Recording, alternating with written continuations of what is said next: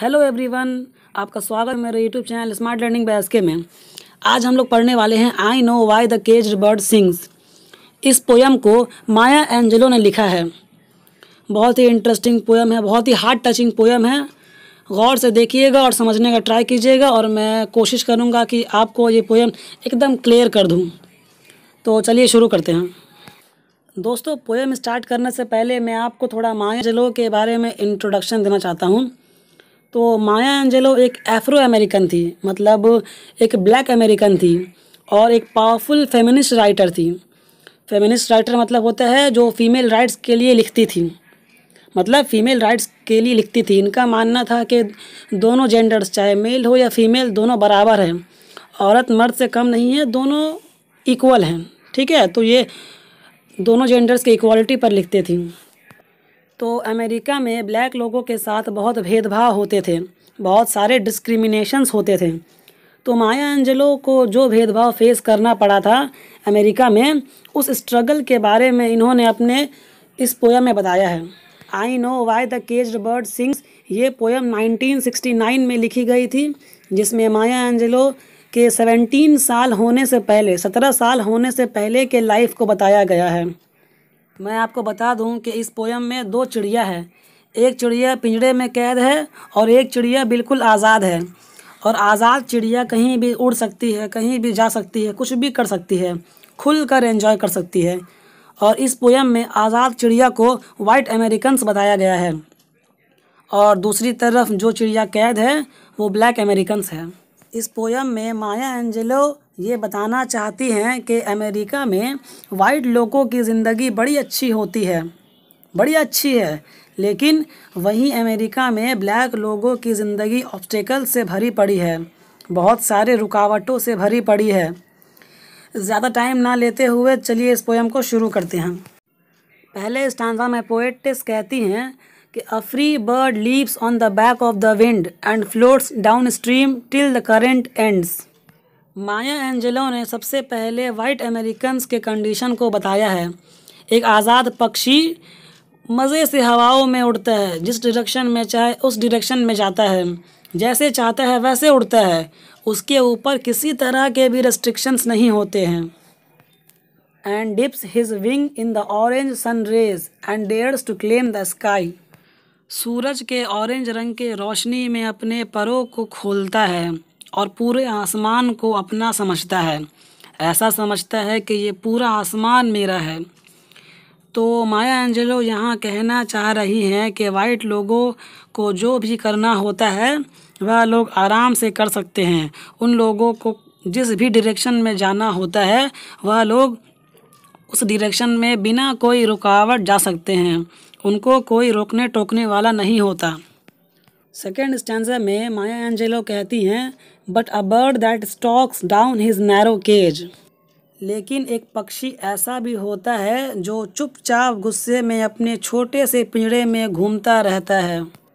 Can seldom see through his bars of rage. जो पिंजरे का कैद पक्षी होता है वो बस पिंजरे में ही उलझा रहता है, उसकी सोच कभी पिंजरे से बाहर नहीं जा पाती है। His wings are clipped and his feet are tied. उस पिंजरे में कैद पक्षी के परों को काट दिया जाता है और उसके पैरों को बांध दिया जाता है। और उसके परों को इसलिए काटा जाता है, उसके पैरों को इसलिए बांधा जाता है ताकि वह भाग ना जाए, कहीं आसमान में उड़ ना जाए। So he opens his throat to sing. और वो सिर्फ एक ही काम कर सकता है और वो है गाना गाना।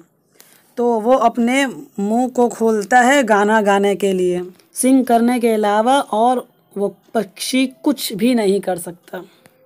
तो यहाँ पर पोएटेस बताना चाहती हैं कि जब आप किसी के साथ डिस्क्रिमिनेशन करते हो, जब आप किसी के साथ भेदभाव करते हो, तब उसका विज़न छोटा हो जाता है, उसकी सोच बहुत आगे तक नहीं पहुँच पाती है, उसकी सोच इन्हीं सब चीज़ों में उलझ कर रह जाती है।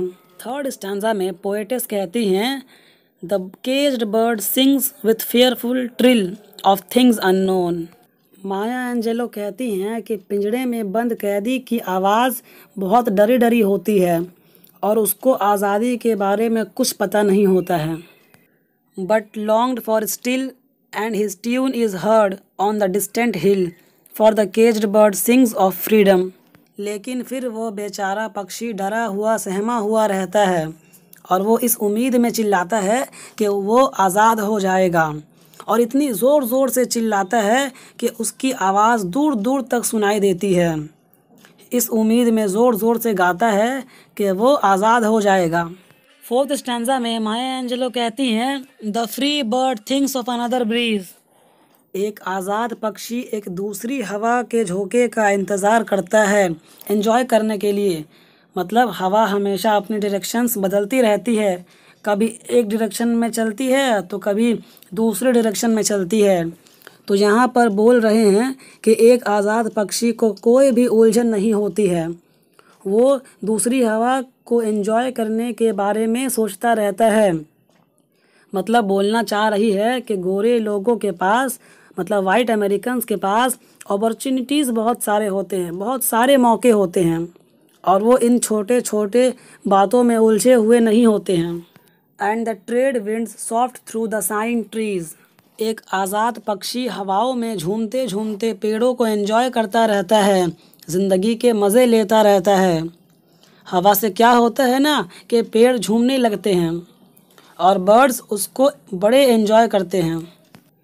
And the fat worms waiting on a down bright lawn. और एक आज़ाद पक्षी ज़मीन के मोटे मोटे कीड़े खाता है। मतलब एक आज़ाद पक्षी को अपना मनपसंद खाना, फेवरेट खाना भी आराम से मिल जाता है, वो चाहे जितना मर्ज़ी उतना खाना खाए।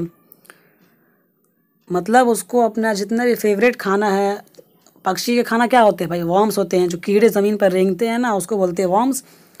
मतलब एक आज़ाद पक्षी को अपना फेवरेट खाना वर्म्स भी आराम से मिल जाता है। And he names the sky his own. और एक आज़ाद पक्षी का पूरा आसमान होता है, वो जहाँ चाहे वहाँ उड़ सकता है, जहाँ चाहे वहाँ जा सकता है, जो चाहे वो कर सकता है। तो अब फिफ्थ स्टैंजा में पोएटेस कहती हैं, but a caged bird stands on the grave of dreams. लेकिन बेचारा कैद पक्षी अपने सपनों के कब्र पर खड़ा होता है। मतलब उसके आज़ादी के सपने मर चुके हैं। His shadow shouts on a night mayor scream.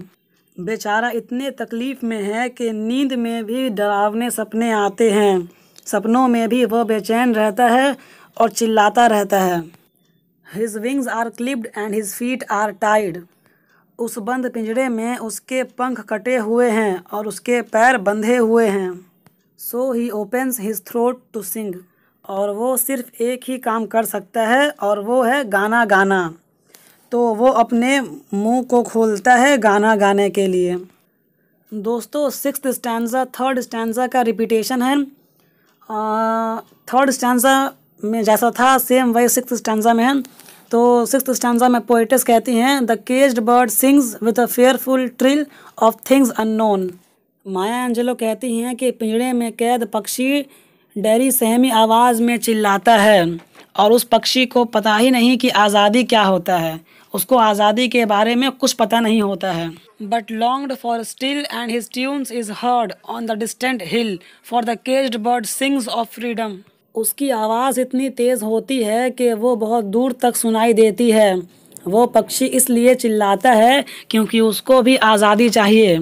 वह इस उम्मीद में गाता है, इतनी ज़ोर ज़ोर से गाता है कि वो आज़ाद हो जाएगा। और इसी के साथ ये पोयम यहीं पर ख़त्म होती है। दोस्तों मैं आपको एक सॉन्ग सुनाना चाहता हूँ, यही पोयम का सॉन्ग है, सेम चीज़ है, बस सॉन्ग के फॉर्म में है। बहुत ही अच्छा सॉन्ग है, बहुत ही अच्छी उसमें लिरिक्स है, सेम चीज़ है बस सॉन्ग के फॉर्म में है। 2 मिनट देकर सुन लीजिए, बहुत ही अच्छी इंटरेस्टिंग है।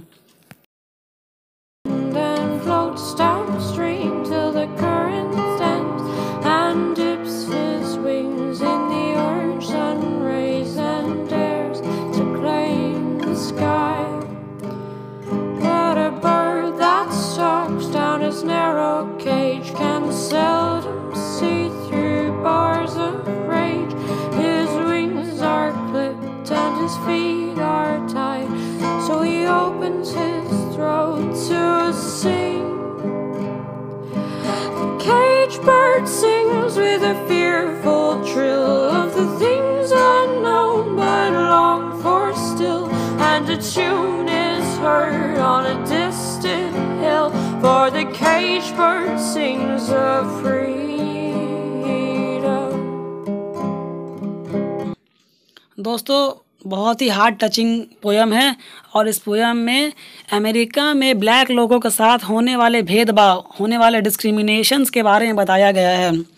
माया एंजेलो के साथ जो डिस्क्रिमिनेशंस हुए, माया एंजेलो ने जो भी भेदभाव फेस की, उन सभी को इस पोयम में बर्ड्स के मीडियम से, बर्ड्स के माध्यम से बताया है। तो बस इस पोयम में इतना ही है। अगर आपको यह वीडियो अच्छा लगा तो इस वीडियो को लाइक कर दीजिए और इस वीडियो को अपने क्लासमेट्स के साथ शेयर कीजिए, ताकि उनको भी ये चैप्टर्स और जो भी चैप्टर समझ नहीं आया वो उनको क्लियर हो जाए। और मैं ICSE का सिलेबस कवर कर रहा हूँ। आपको यहाँ पर एक प्लेलिस्ट दिखता होगा, इस पर आप क्लिक करके और भी बहुत सारे वीडियोस देख सकते हैं। तब तक के लिए गुड बाय।